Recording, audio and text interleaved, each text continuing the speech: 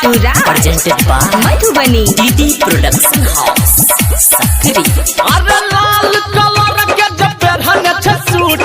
देखे में लागे छे सब से क्यूट सेब जक्का जे कर लहाग छे गालू हछिए हमर माल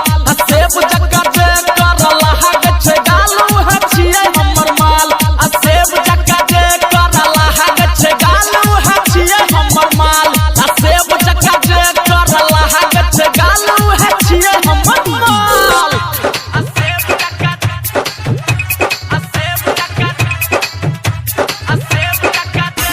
डीजे गुड्डू मधुबनी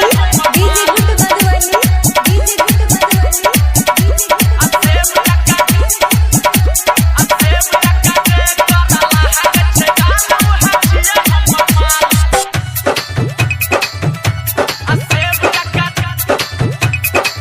अरे कान में डबल जब पहिरन छे बाली नभका डिजाइन के लगन होठ लाली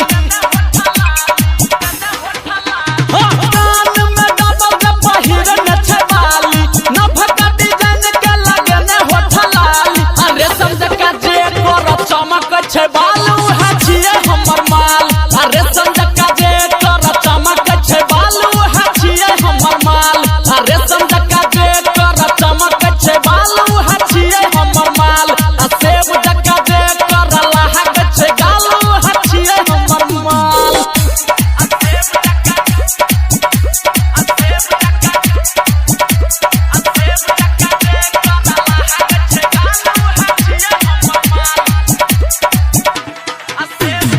डीजे गुड्डूराज मधुबनी अरे तिरछी नजर से हमारा देखै छे हंस हंस